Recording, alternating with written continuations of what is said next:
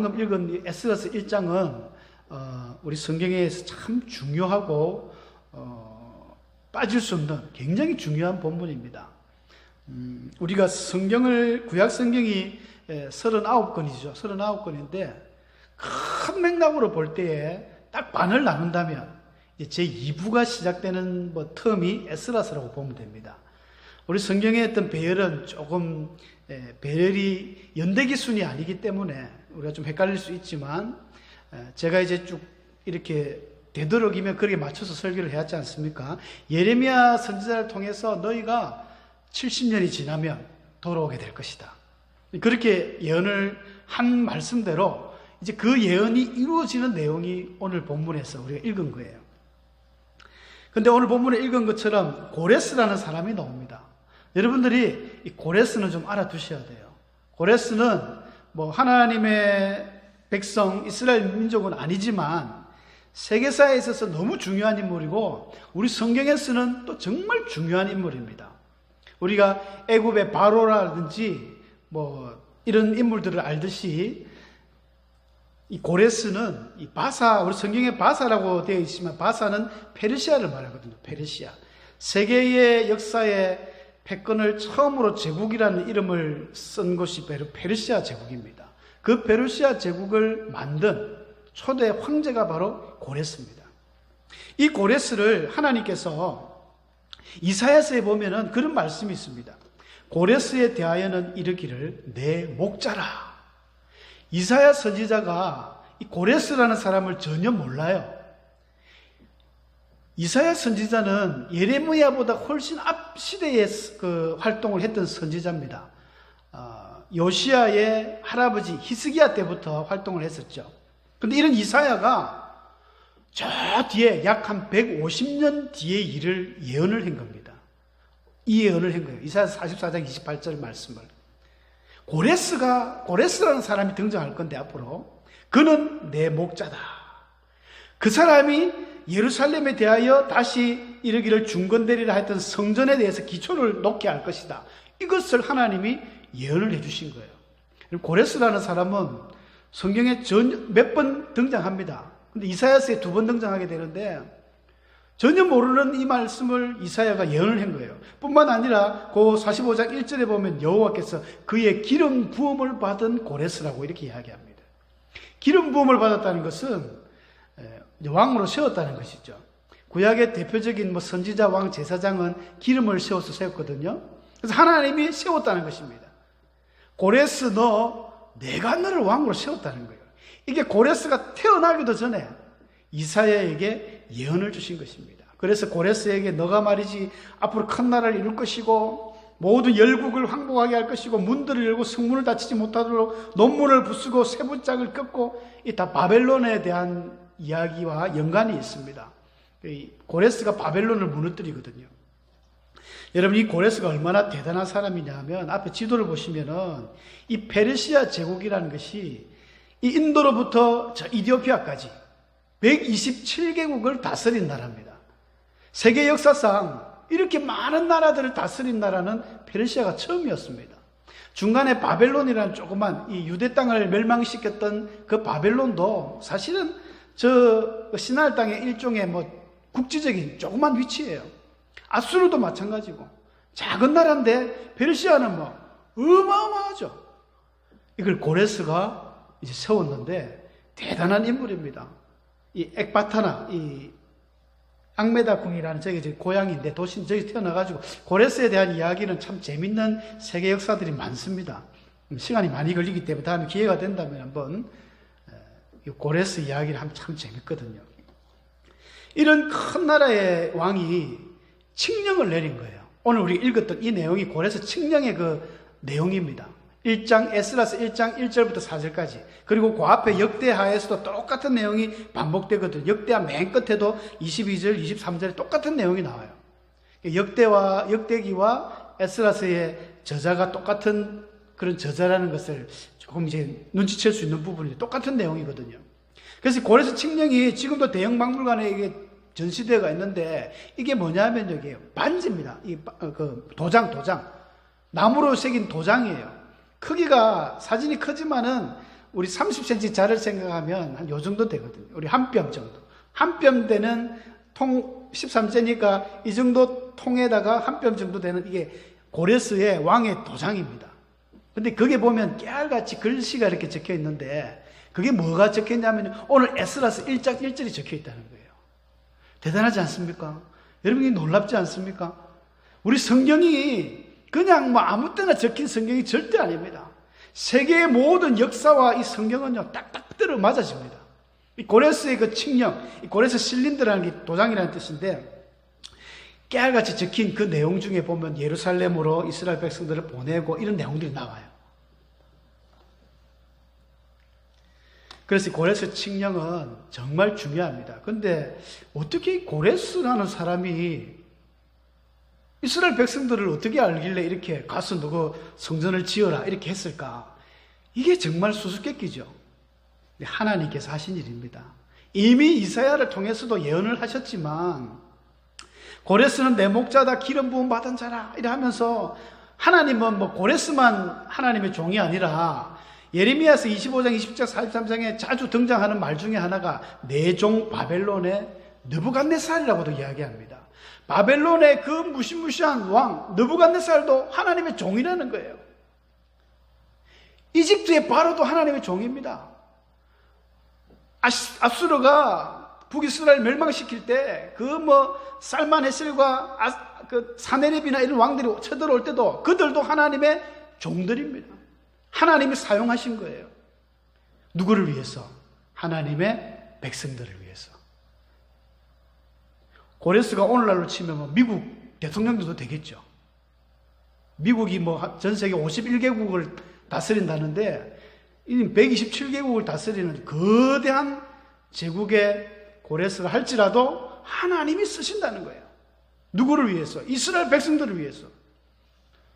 얼마나 감격적입니까?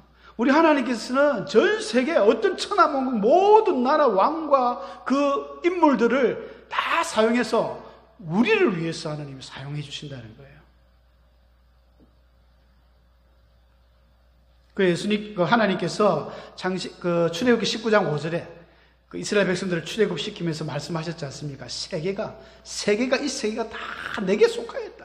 원래 내 건데 이 사람들이 우상을 만들고 자기들 것처럼 쓰지만 너희는 내 말을 잘 듣고 내 언약을 지켜서 제사장 나라가 되어라.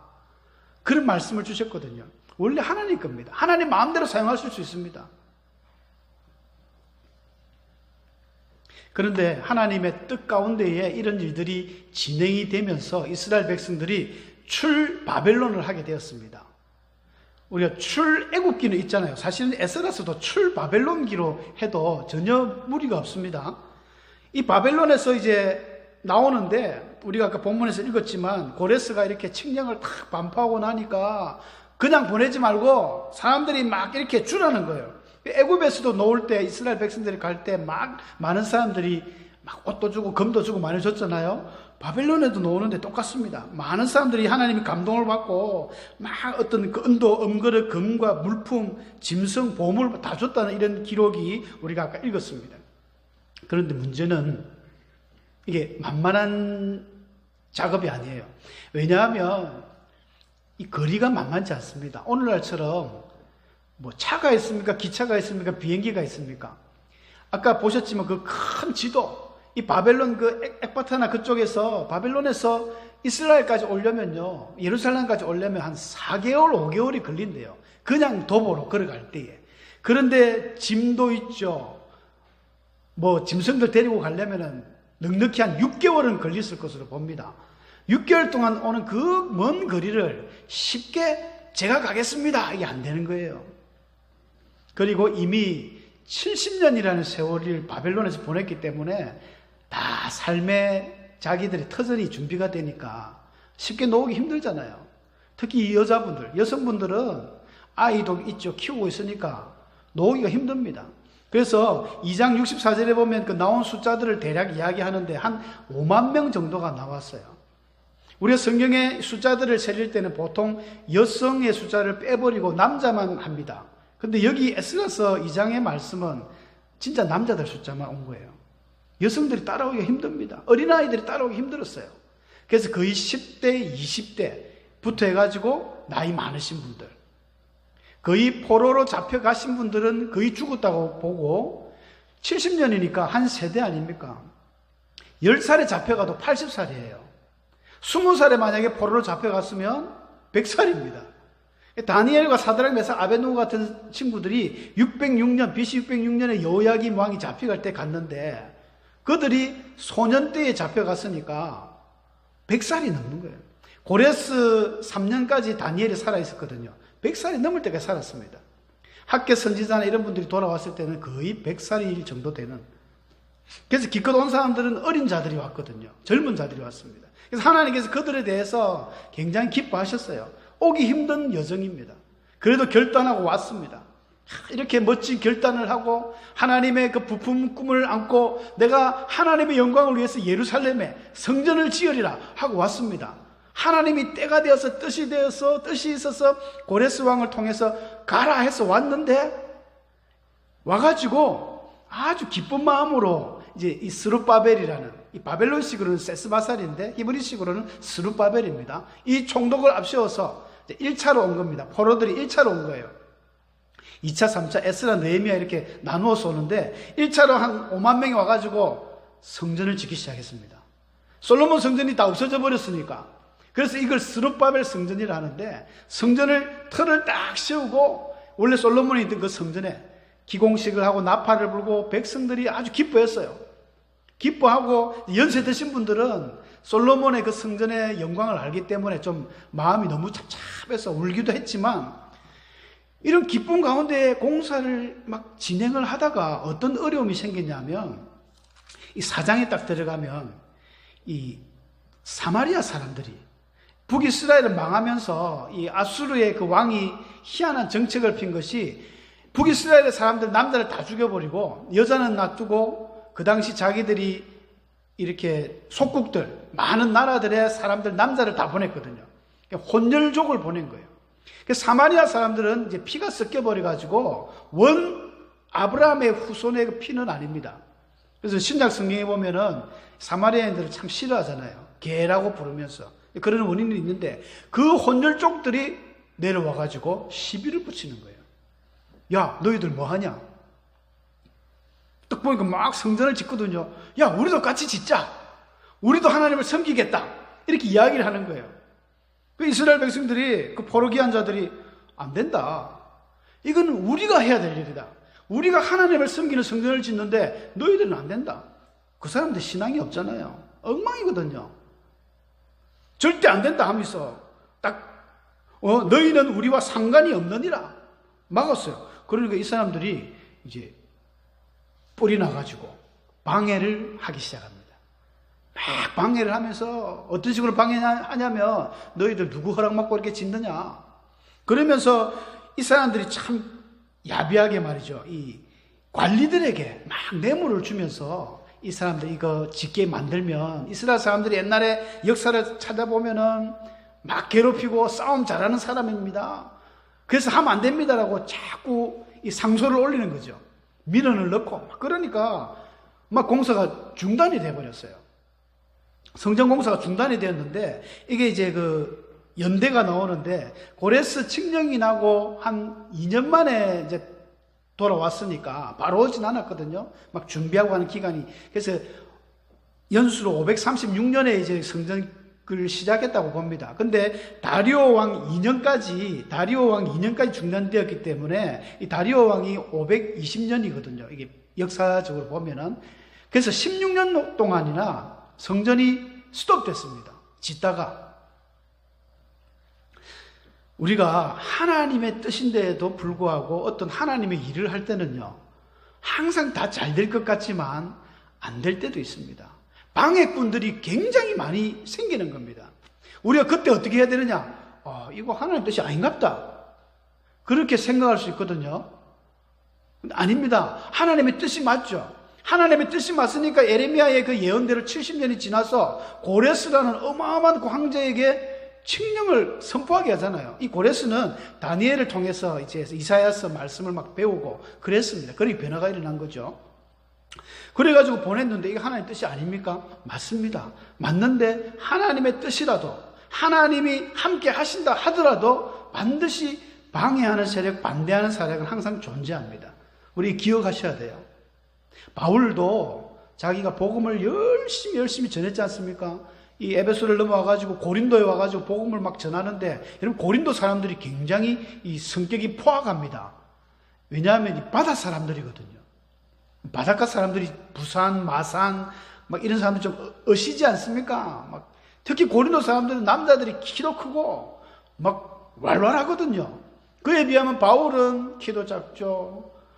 뭐 전성에 하면 이 다리도 안짝다리죠, 매부리 코죠, 간질도 하죠, 대머리죠. 뭐 딱 놀림받기 딱 맞아요. 그러니까 뭐 니 같은 게 복음을 전한다고 하면서 굉장히 무시를 많이 당했거든요. 그래서 바울이 굉장히 자기가 마음이 찹찹해서 이제 고린도에서 복음 안 전할란다 하는 순간에 하나님이 환상 중에 야, 너 조용하지 마라. 두려워 말고 침묵하지 말고 말해라. 이 성중에는 내 백성이 많다. 이렇게 위로를 해주셨습니다.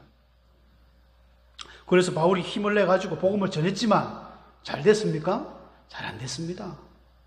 고린도 교회에서 복음 전한 게 그렇게 효과를 못 봤어요. 기껏 그 회당장 그리스보라는 그 사람의 가족이 세례를 받고 변화를 되는 기껏 열매가 그리밖에 안 나타났는데 하나님의 뜻이라도 어려움이 있다는 것입니다. 이것은 보이지 않는 전쟁입니다. 우리 눈앞에 보이지 아니하는 영적 전쟁이죠. 에베소서 6장 12절에 보면 우리의 싸움은 혈과 육이 아니다. 하늘에 있는 이 악의 영들과의 싸움을 했거든요. 우리 그리스도인들은 매 순간 이런 영적 전투에서 살고 있습니다. 하나님의 뜻이라도 이런 어려움이 있습니다. 그걸 갖다가 하나님의 뜻이 아니라고 말하면 안 됩니다. 그래서 실제로 이스라엘 이 사람들은요, 성전 공사가 딱 중단이 되니까 뭐라고 이야기하냐면 학개서, 이때 등장하는 선지자가 학개와 스가랴였습니다. 포로기한 때에 등장한 이 두 선지자를 통해서 하나님께서 응답을 주세요. 하나님이 도와주시는 많은 방법들이 있는데 하나님이 때로는 뭐 바로에게 10가지 재앙을 내리는 것처럼 엄청난 기적을 내릴 때도 있습니다. 사무엘이 막 기도하니까 번개 천둥이 치면서 막 이렇게 역사하는 경우도 있지만 대개의 경우 하나님은 사람을 통해 역사합니다. 여러분 이 사실이 있으면 안 됩니다. 하나님은 사람을 통해 역사해 주십니다. 선지자를 통해서, 제사장을 통해서, 오늘날 목사님을 통해서, 장로님을 통해서, 집사님을 통해서, 심지어 배울 것 없을 것 같은 어린 아이를 통해서도 하나님 우리에게 응답을 주십니다. 학개 선지자하고 스가랴 선지자 1장을 보면 다리오 왕 제2년에 하면서 하나님의 음성을 받아요. 아까 성전 공사가 다리오 왕 2년까지 중단되었었거든요. 다 말씀을 받는데 학개 선지자는 좀 나이가 많습니다. 포로로 잡혀갔다가 오신 분이기 때문에 한 100살이 넘었어요. 스가랴는 젊은 선지자고, 학개 선지자는요 흰머리가 막 흰수염을 날리면서 호통을 치는 거예요. 백성들에게, 그 관리들에게 호통을 칩니다.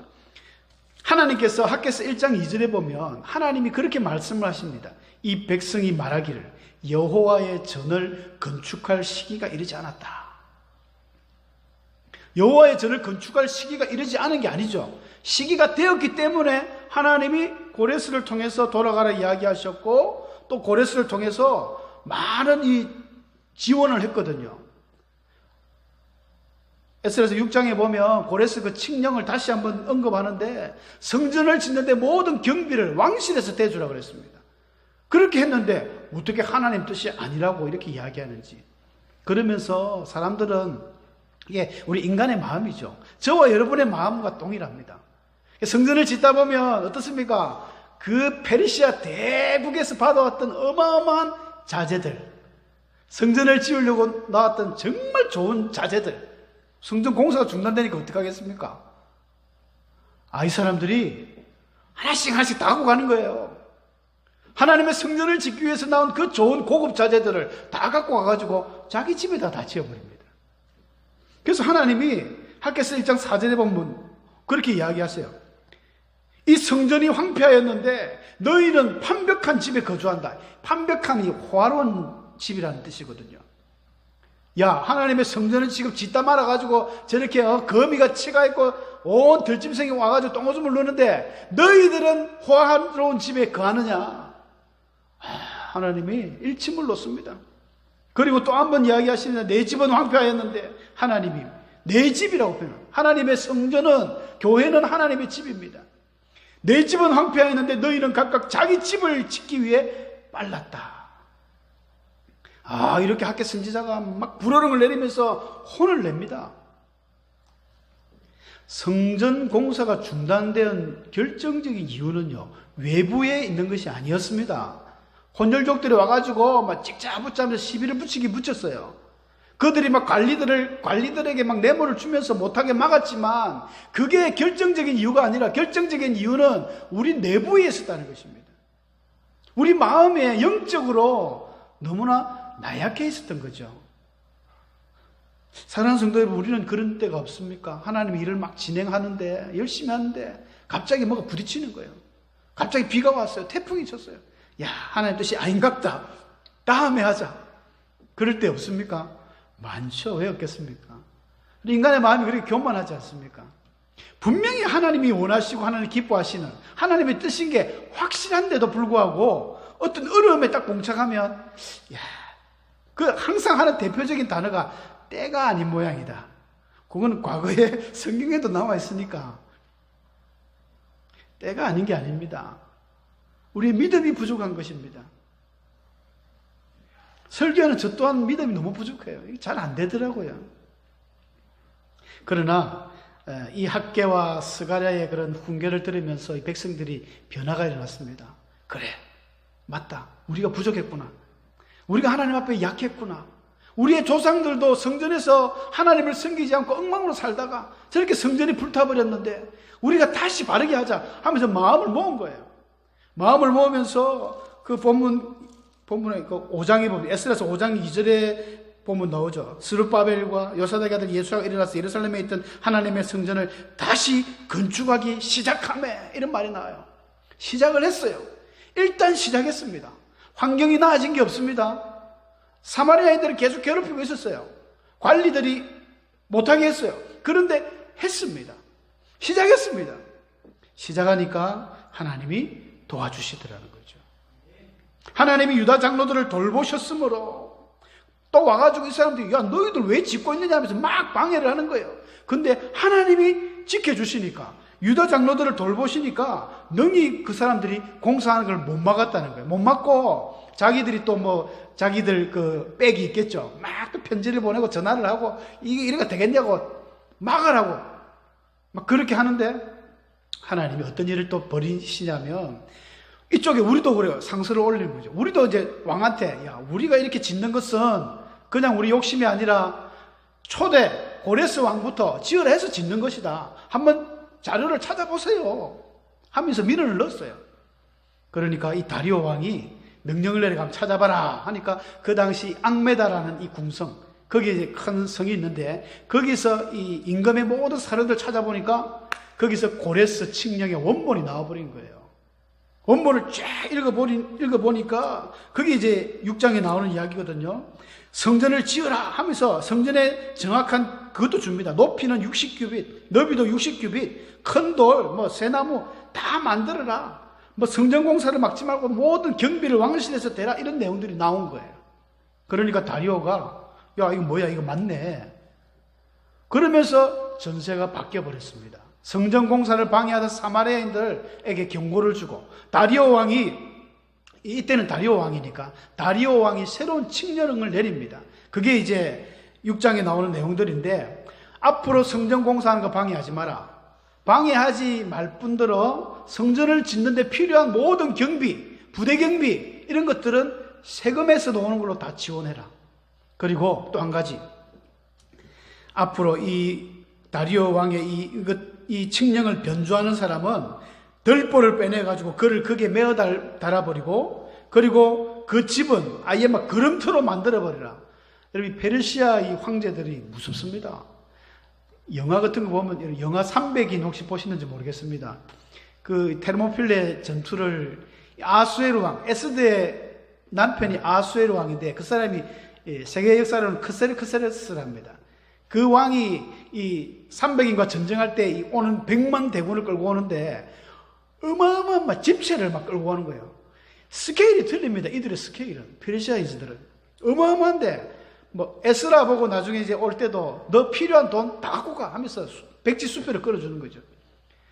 이 페르시아의 그 돈과 어마어마한 거는 그 당시 뭐 어떤 것도 감당해. 그 궁궐 안에 네 꺼내 가고 싶은 거 다 갖고 가라는 거예요. 느헤미야도 마찬가지입니다. 여러분 이 사람들이 다 포로였지만 하나님 앞에 어떻게 믿음 생활을 했는지 에스라, 느헤미야, 에스더, 모르드게 이런 인물들은요 비록 포로 중에도 믿음을 잘 지켜서 최고의 위치까지 올라갔습니다. 바로 임금 바로 밑에까지. 대단한 인물들이죠. 그래서 하나님께서는 이렇게 일을 행하는 여호와, 우리가 예레미야서 33장에 나오는 말이지 않습니까? 일을 행하는 여호와, 그것을 만들며 성취하시는 여호와가 이른다. 여러분 하나님도 일을 행하십니다. 우리 하나님의 자녀들도 백성들도 일을 행할 때에 하나님이 기적을 베풀어 주십니다. 요단강의 제사장들이 발을 담글 때에 물이 갈라지잖아요. 사랑하는 성도 여러분, 하나님을 사랑하는 것은 곧 하나님의 교회를 사랑하는 것입니다. 하나님을 사랑하는 것은 하나님의 말씀을 사랑하는 것이고, 교회는 넓은 의미로는 우리가 건물의 교회도 되지만 또 좁은 의미로는 우리 각 개개인 그리스도를 믿는 모든 지체들도 교회입니다. 그래서 교회를 사랑하고 내 이웃을 내 몸과 같이 사랑하고 이런 것들이 다 하나님의 사랑의 연장선입니다. 어마어마한 하나님, 전 세계의 모든 것들을 동원해서 하나님의 백성들을 지켜주시는 이 하나님이 우리 등 뒤에 있습니다. 하나님이 항상 우리가 잘해 나갈 수 있도록 잔잔한 미소로 우리를 참 밀어주시고, 때로는 힘들어서 지쳐 쓰러지면 또 손잡아줘서 일으키시는 그런 하나님이십니다. 그 하나님을 저와 여러분이 믿고 있다는 이 사실에 자부심을 느끼시고, 나아가 세상의 많은 사람들에게 이름을 하나님의 그 은혜를 증거하시는 복된 성도님들 되시기